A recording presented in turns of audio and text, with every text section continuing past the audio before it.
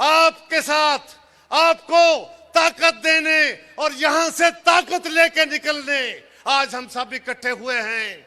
मैं आपसे गुजारिश करूंगा, अपनी उस बहन का, अपनी उस बेटी का झंडे लहरा के खड़े होकर इस्तकबाल करें। मेरी मुराद है, मैं दावत दूंगा मोहतरमा मरियम नवाज शरीफ को, जो आज इस मुल्क में मज़ामत की अलामत बनकर निकली हैं। इस्तकबाल कीजिए मोहतरमा मरियम नवाज।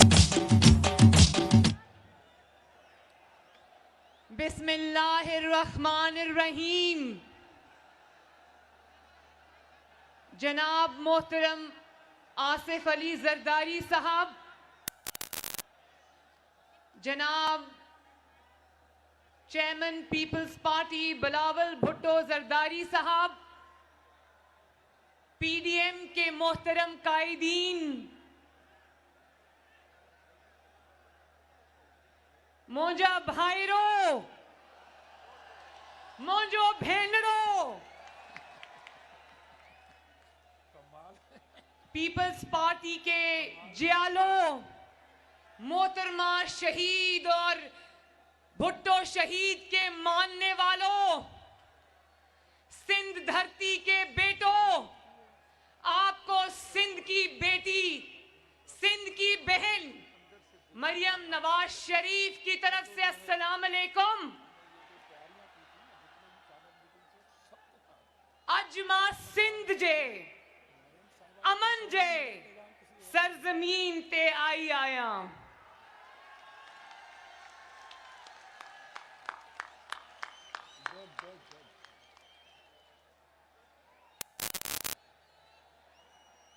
लाड़काना वालों, आज आपकी बहन मरियम नवाज शरीफ आपके लिए मोहम्मद नवाज शरीफ और मोहम्मद शहबाज शरीफ का मोहब्बत भरा सलाम लेकर आई है।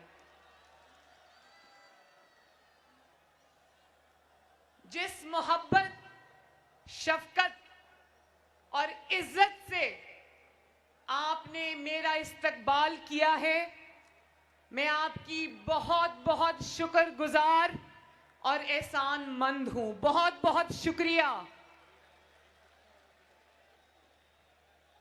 और मैं खसूसी तौर पर जनाब आसिफ अली जरदारी साहब का, बिलावल भुट्टो मेरा छोटा भाई उसका, अपनी बहनों आसिफा का, बख्तावर का और अदी फरियाल का बहुत बहुत शुक्रिया अदा करती हूँ कि उन्होंने बहुत अपनायत से, अकीदत से, मोहब्बत से मेरा इस्तकबाल किया।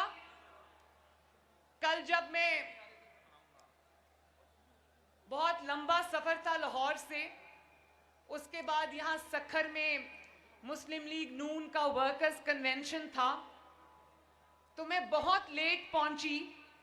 लेकिन जब मैं रात के 1:30 बजे नोडेरो हाउस पहुंची तो मैंने देखा कि रात के 1:30 बजे सर्दी में मेरा भाई बिलावल भुट्टो जरदारी, आसिफा भुट्टो और अदी फरियाल मुझे लेने के लिए दरवाजे के बाहर खड़े थे। बिलावल, आपका बहुत बहुत शुक्रिया। और अगर जरदारी साहब मुझे सुन रहे हैं तो जरदारी साहब का भी बहुत बहुत शुक्रिया।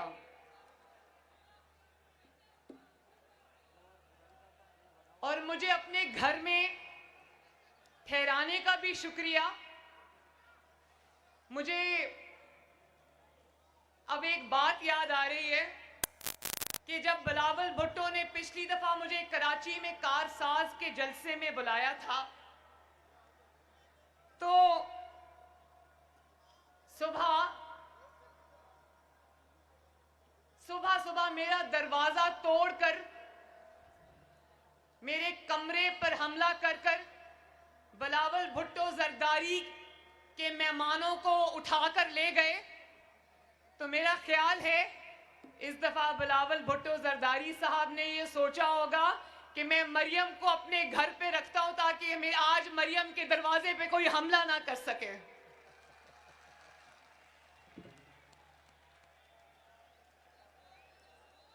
मुझे आज खुशी भी है कि मैं शहीद मोहतरमा बेनज़ीर भुट्टो के मज़ार पर हाज़िरी देने आई हूँ, लेकिन मुझे अफसोस भी है, दुख भी है कि पाकिस्तान की नहीं बल्कि आलमे इस्लाम की पहली खातून वज़ीर आज़म शहीद मोहतरमा बेनज़ीर भुट्टो को अपनी जिद्दोजहद में हाथ से जान गंवाना पड़ी। मैं दुआ करती हूँ अल्लाह ताला से कि अल्लाह ताला भुट्टो साहब के, बेनज़ीर भुट्टो के दरजात को बुलंद करे और अल्लाह ताला जन्नतुल फिरदौस में उनको आला मकाम अता फरमाए। बोलो आमीन।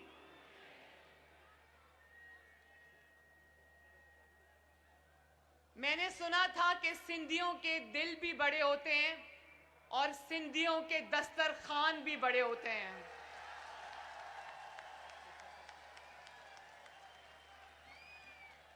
और आज आपने ये बात साबित की कि हाँ, सिंध के दिल भी बड़ा है और सिंधियों के दस्तरखान भी बड़े हैं। शाबाश।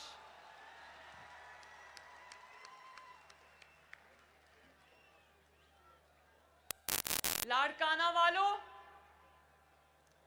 बीबी शहीद की मौत का जख्म सिर्फ आपके दिलों पर नहीं लगा। बीबी शहीद की मौत का दुख सिर्फ पीपल्स पार्टी को नहीं है, शहीद बीबी की मौत का जख्म हमारे दिल पर भी लगा है। आज 13 साल बाद भी ना सिर्फ ये कि हम आपके दुख में शरीक हैं, बिलावल भुट्टो के दुख में शरीक हैं, बल्कि बेनज़ीर की मौत जो है वो पाकिस्तान का कौमी सान्हा है, जिसका दुख आज भी हमारे दिलों में ताज़ा है। और मैं भुट्टो शहीद और बेनज़ीर भुट्टो शहीद को खराजे तहसीन पेश करना चाहती हूं एक शेर के जरिए। और वो शेर है जो मुझे कभी अड्याला जेल में जब फेंका तो मुझे वो शेर याद आता था। जिस धड़ से कोई मक्तल में गया वो शान सलामत रहती है। जिस धड़ से जो मक्तल में गया वो शान सलामत रहती है। ये जान तो आनी जानी है, इस जान की कोई बात नहीं। भुट्टो के कातिल और बेनज़ीर भुट्टो के कातिलों का आज कोई नाम लेवा भी नहीं है, लेकिन उनको चाहने वाले यहां हजारों लाखों की तादाद में आज भी मौजूद हैं और मौजूद रहेंगे इंशाअल्लाह। मुझे आज वो दिन याद आ रहा है जब टीवी पर ये खबर आई, दिल दहला देने वाली खबर आई कि मोहतरमा पर जानलेवा हमला किया गया है। तो मेरे वालिद नवाज शरीफ क्योंकि उस वक्त पिंडी में मौजूद थे, तो वो सीधा सबसे पहले अस्पताल पहुंचे और वो शायद उन चंद पहले लोगों में से थे जिनको डॉक्टर्स ने मोहतरमा के शहीद हो जाने की खबर दी। तो ये खबर सुनकर न सिर्फ उनकी आंखों से आंसू जारी हो गए, जिसको कैमरा ने हमेशा के लिए अपने अंदर कैद कर लिया, बल्कि वो बाहर आए और पीपल्स पार्टी के जियालों को उन्होंने सीने से लगाया और उनके दुख को उनके साथ उसी वक्त बांटा।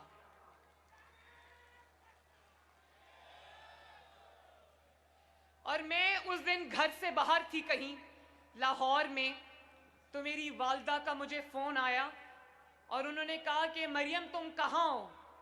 मैंने कहा कि मैं बाहर हूँ।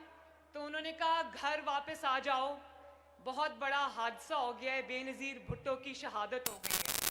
तो मैं जब अपने घर वापस पहुंची तो मेरे दादी के कमरे में मेरी पूरी फैमिली जमा थी और हमारे घर में सोग का सामान था, सोग का समा था और सब इस तरह वहां पर रो रहे थे, मेरी वालदा समेत, कि जैसे हमारे खानदान का कोई फर्द दुनिया से रुखसत हो गया हो। आज भी 13 साल हो गए। मैं जानती हूं मेरे पीपल्स पार्टी के भाइयों बहनों, मैं जानती हूं कि मां को खो देने का दुख क्या होता है।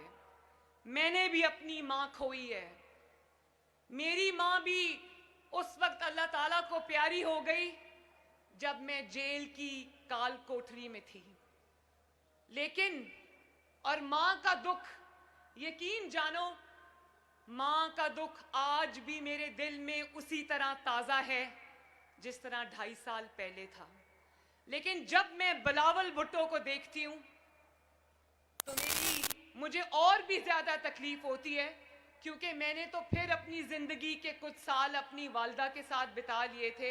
इसने तो बहुत बचपन में अपनी वालदा को खो दिया।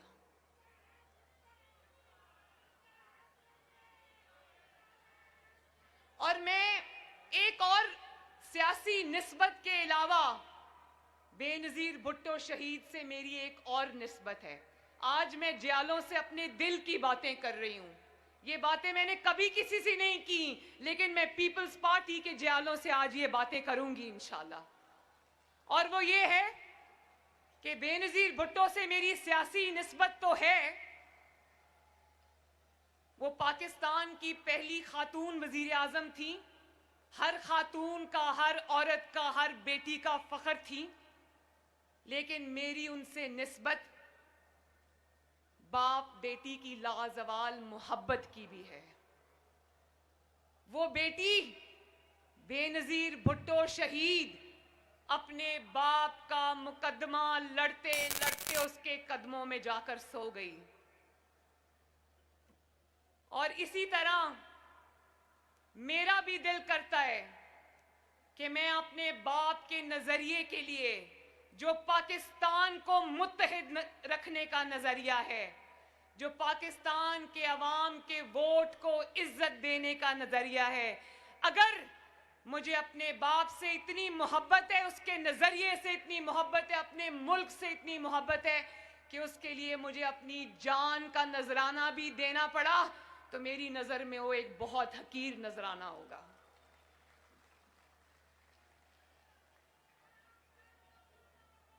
और जिन दिनों मीसाके जमहूरियत बन रहा था तो बेनज़ीर भुट्टो साहिबा और आसिफ अली जरदारी साहब, उन दिनों हम जद्दा में जिला वतन थे। तो मेरी पहली मुलाकात थी बेनज़ीर भुट्टो शहीद से।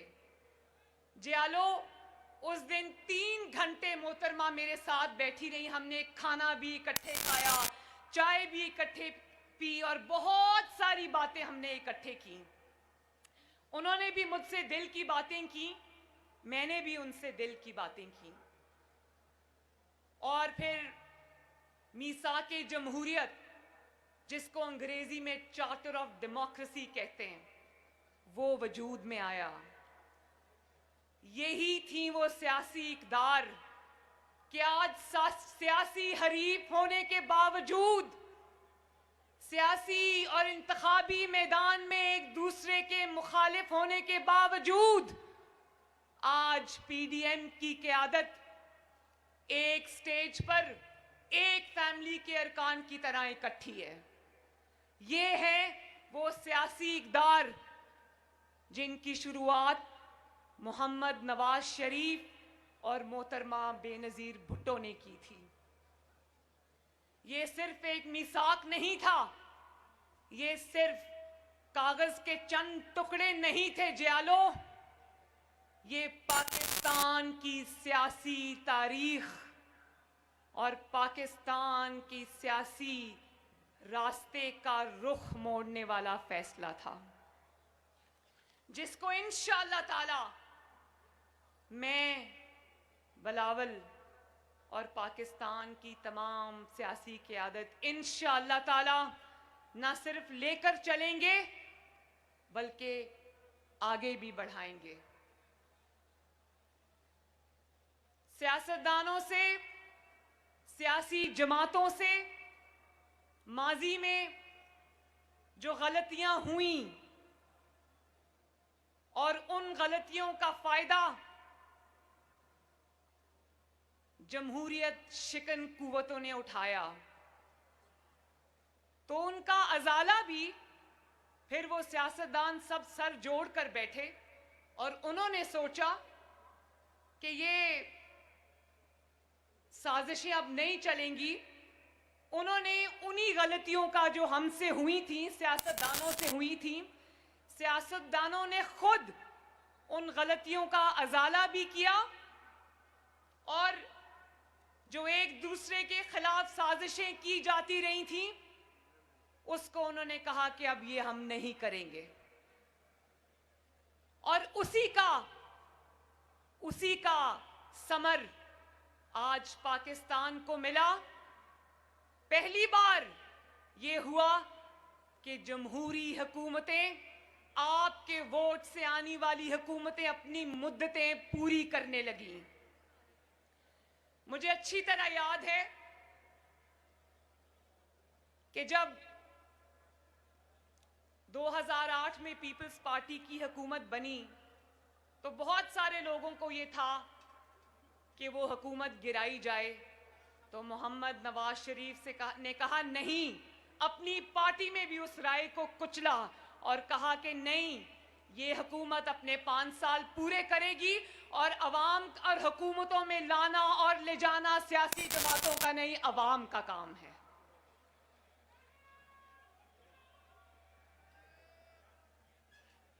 और जब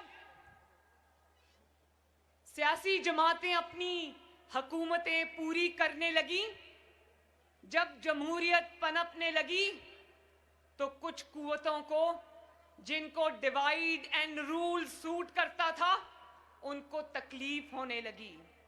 तो फिर हमने देखा कि सियासी कूड़ा इकट्ठा करके जनरल पाशा ने एक जमात बनाई जिसका नाम है पाकिस्तान तहरीके इंसाफ।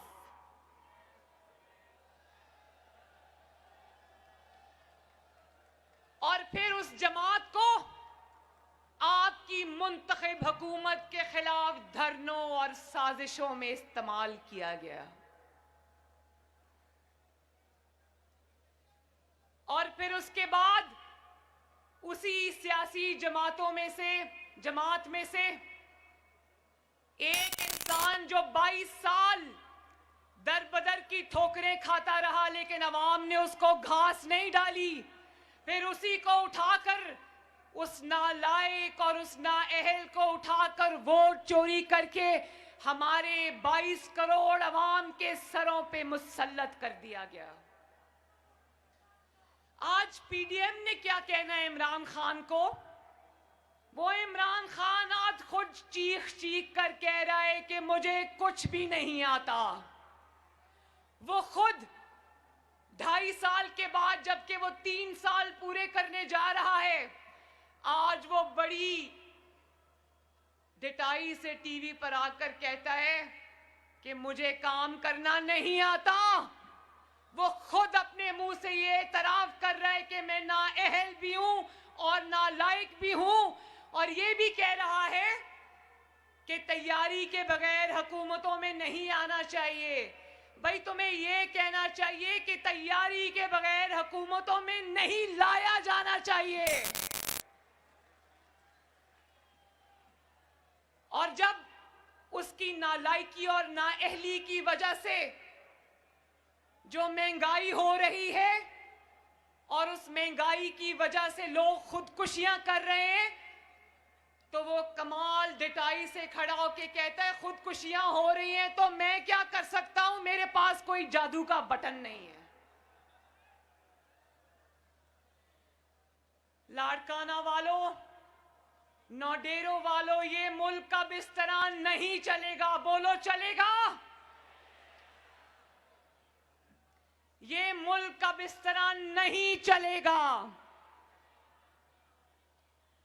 कोई मुल्क तोड़े तो भी मासूम, कोई आईन तोड़े तो भी मासूम, कोई सियाचिन गवा दे तो भी मासूम, कोई कश्मीर का मुकदमा हार बैठे तो भी मासूम, कोई अपना हल्फ तोड़कर सियासत में दखल अंदाजी करे तो भी मासूम, कोई अपने मुखालिफिन को कत्ल करा दे तो भी मासूम, कोई अपने सियासी मुखालिफ को जेल में डालकर उसको मौत के दहाने तक पहुंचा दे तो भी मासूम, कोई अरबों रुपए की करप्शन करे। पिज्जा वाले को जानते हो ना? क्या नाम है पिज्जा वाले का? आवाज नहीं आई, ऊंची बताओ क्या नाम है पिज्जा वाले का? और जोर से लाड़काना वालों, क्या नाम है पिज्जा वाले का?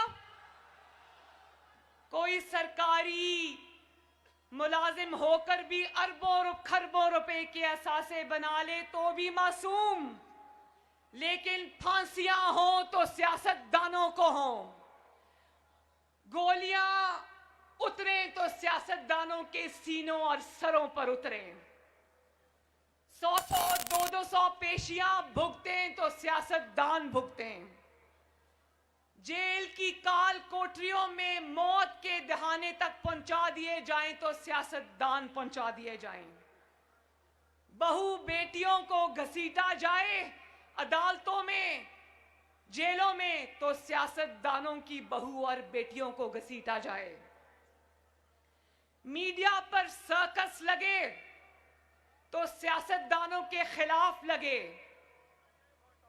किरदार कुशी हो तो सिर्फ सियासतदानों की हो।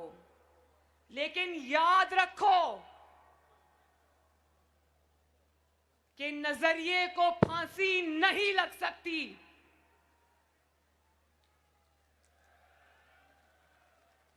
नजरिए को जलावतनी नहीं हो सकती, और ये इन्हीं नजरियात का फैज है कि आज तुम्हारा नाम लेवा भी कोई नहीं है, लेकिन पाकिस्तान के कोने कोने में नवाज शरीफ और बेनजीर भुट्टो के नाम लेवा हैं।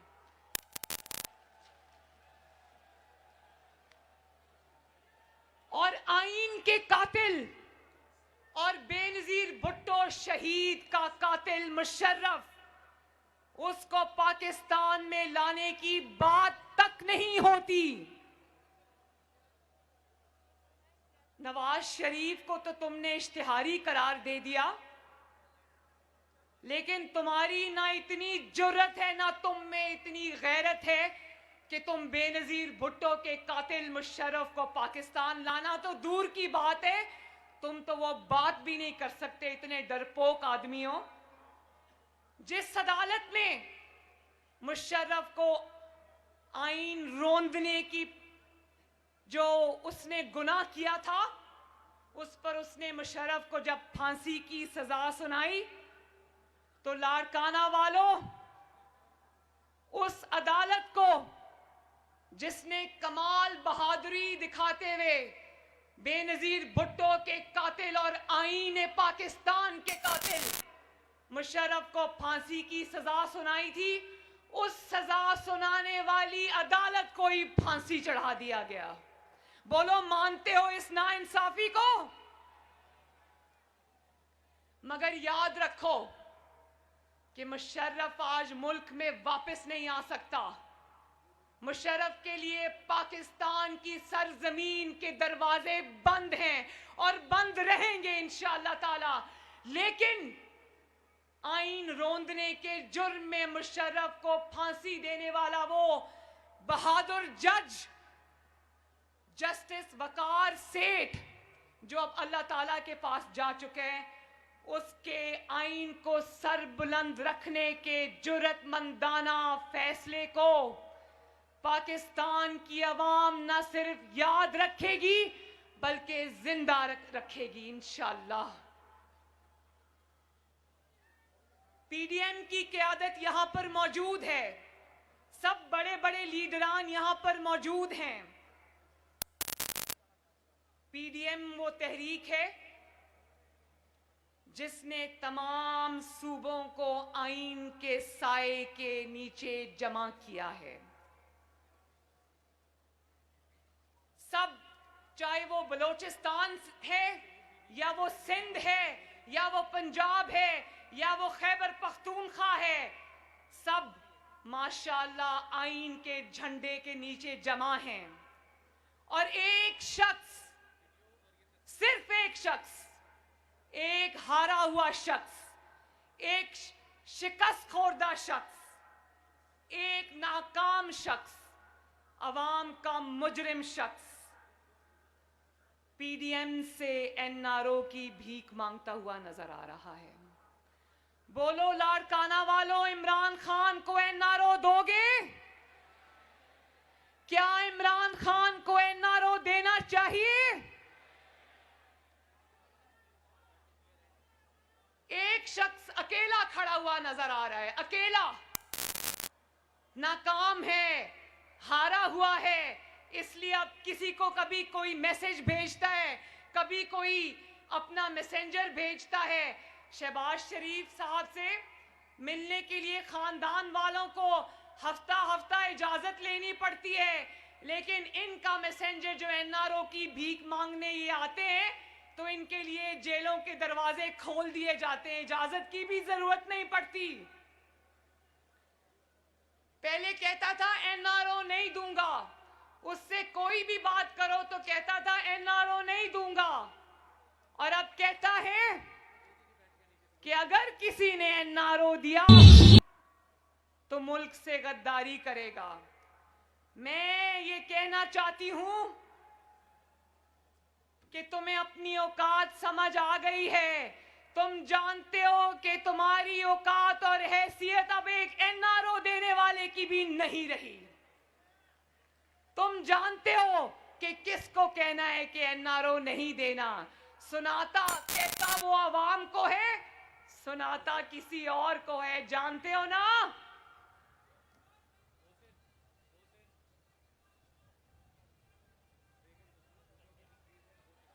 इस महंगाई को घर भेजने के लिए इमरान खान को घर भेजना बहुत जरूरी है, ये सुन लो।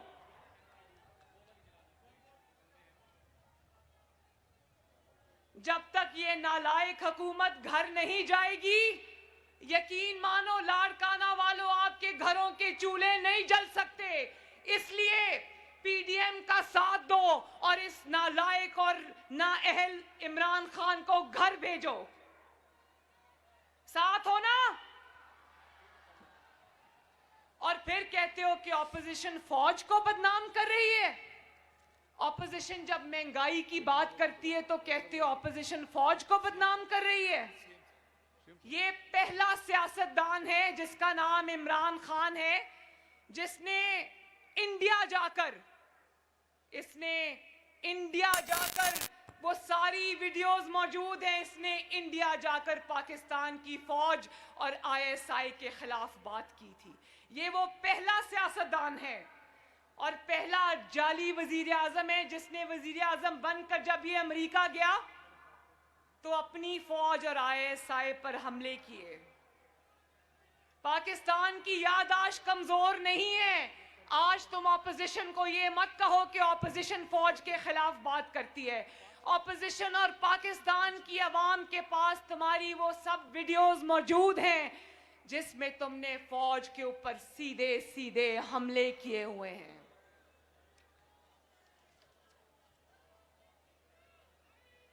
और एक पेज की रट लगाकर जितना तुमने फौज को बदनाम किया, शायद ही पाकिस्तान की तारीख में किसी ने किया हो। और जब रोटी, अभी किसी ने महंगाई की बात की थी ना, जब रोटी 30 रुपए की हो जाती है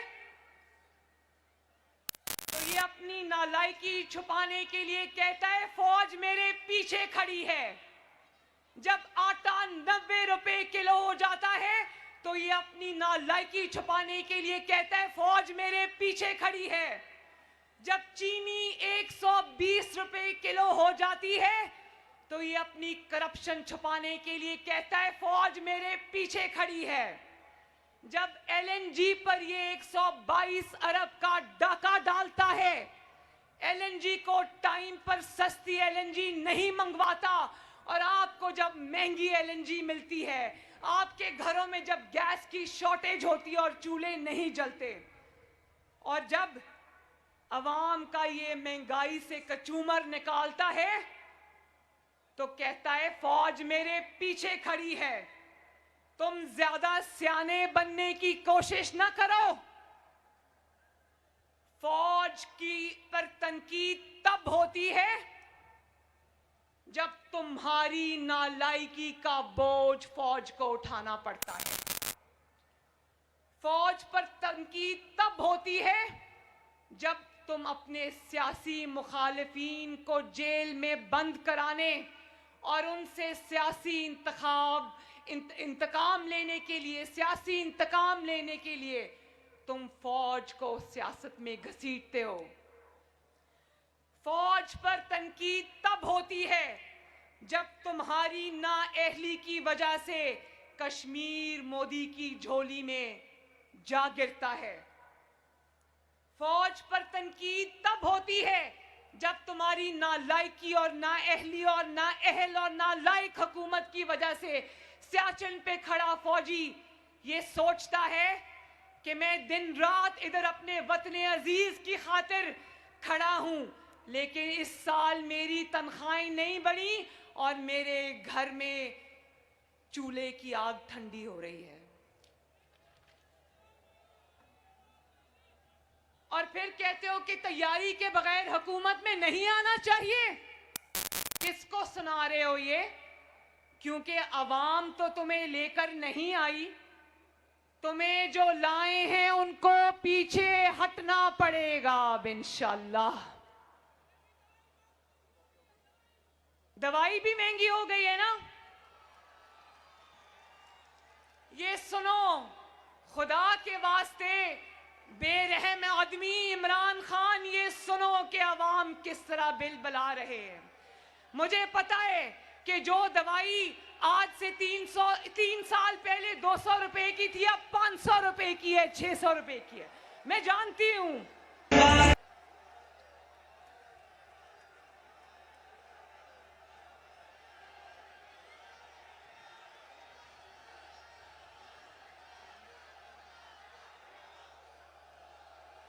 मैं जानती हूं लाड़काना वालों, मैं जानती हूं कि गरीब के लिए अब दवाई खरीदना भी मुश्किल है। मैं जानती हूं, मेरा दिल आपके साथ धड़कता है और यकीन जानो कि इंशाअल्लाह ताला ये जब अवाम इसको घर भेजेगी और आपकी मुंतखब हुकूमत आएगी तो इंशाअल्लाह आपकी खिदमत के लिए दिन रात हम सब मिलके आपकी खिदमत के लिए दिन रात एक करेंगे इंशाअल्लाह ताला।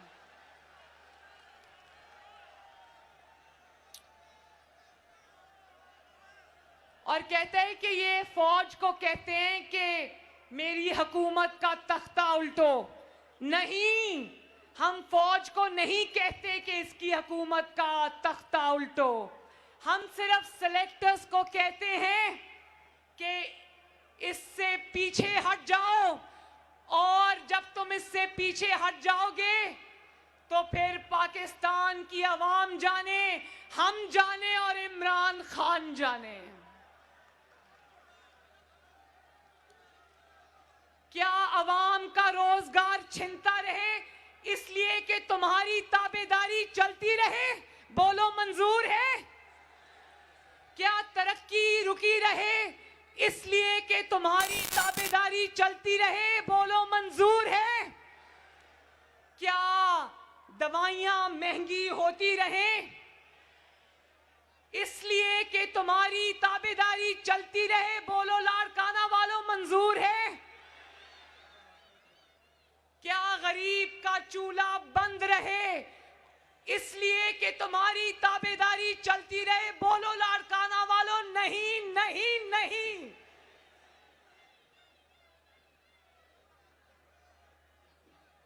आटा, बिजली, गैस, लूट मार तुम करो, इसलिए कि तुम्हारी ताबेदारी चलती रहे। बोलो लाड़काना वालों, क्या ये बात सही है या नहीं सही? तुम्हारी हालत काबिले रहम है। देखो, एक मजे की बात बताती हूं, तुम्हारी हालत काबिले रहम है। मर्दान के रैली के अंदर बिलावल भुट्टो नहीं आ सका, तो उस दिन इसकी जो ज़हनी हालत है इमरान खान की, इतना कमजोर है ये आदमी कि ये दूरबीन लगाकर पीडीएम के जलसे देखता है और स्टेज पे दूरबीन लगा के देखता है कि कौन सा लीडर बैठा है, कौन सा नहीं बैठा। और अगर मर्दान के जलसे में बिलावल भुट्टो जरदारी नहीं आ सकता, तो ये रात को खुशी से उछलता है कि हा बिलावल भुट्टो जरदारी नहीं आया, पीडीएम में लड़ाई हो गई है। और आज ये कहेगा कि मौलाना फजलुर रहमान नहीं आ सके, पीडीएम में लड़ाई हो गई है। कल को ये देखेगा कि किसी रैली में मरियम नवाज नहीं आ सकी, तो तालियां बजाएगा कि पीडीएम में लड़ाई हो गई। और फिर कहता है कि इन बच्चों की अहलियत क्या है। मैं बताऊं इन बच्चों की अहलियत, तुम्हारे से उम्र में आधे हैं, बच्चे तो नहीं हैं, लेकिन इन बच्चों ने तुम्हें तिगनी का नाच नचा दिया है। इन बच्चों ने तुम्हारी रातों की नींदें हराम कर दी हैं। और एक और बात, इसलिए कि ये बच्चे आज तारीख की सही सिमत में खड़े हैं और तुम अकेले इसलिए हो। और फिर जब ये बच्चे तुम्हें ललकारते हैं तो अपने बड़ों के पीछे छाके छुप जाते हो और कहते हो कि ओहो मुझे इन बच्चों से बचाओ, ये बच्चे मुझे लेके बैठ जाएंगे। बड़ों से जाकर इन बच्चों की शिकायतें लगाता है। हम सब जानते हैं, इतने सियाने ना बनो, पाकिस्तान की अवाम तुमसे ज्यादा सियानी है। इन बच्चों की सबसे बड़ी क्वालिफिकेशन ये है कि इन बच्चों के साथ अल्हम्दुलिल्लाह पाकिस्तान की अवाम खड़ी है।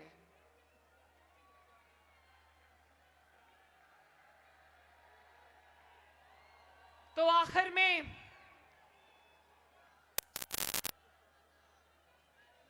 इंशाअल्लाह पीडीएम के अंदर फूट डलवाने का तुम्हारा ख्वाब कभी पूरा नहीं होगा।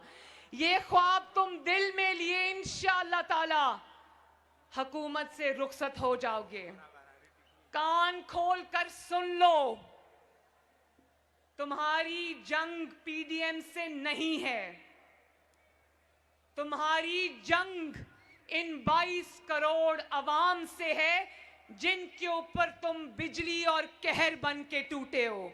और ये जंग इंशाअल्लाह ताला पाकिस्तान के अवाम जीत चुके हैं। ये जंग मैं आज ऐलान करती हूं कि ये जंग ताबेदार खान, ये जंग तुम हार चुके हो। आखिर में एक दफा फिर चलो एक बात लाड़काना वालों मुझे बता दो कि अगर बिलावल भुट्टो जरदारी साहब और पीडीएम आपको इस्लामाबाद आने की कॉल देगी तो आओगे? और जोर से आओगे? मेरी जो माएं, बहनें, बेटियां, सिंध धरती की बेटियां यहां पर खड़ी हैं, मैं उनको मोहब्बत भरा सलाम अर्ज करती हूं। मैं एक दफा फिर पाकिस्तान पीपल्स पार्टी का, लाड़काना के अवाम का और सिंध की धरती के गयूर लोगों का तहे दिल से शुक्रिया अदा करती हूं। सिंध धरती जिंदाबाद,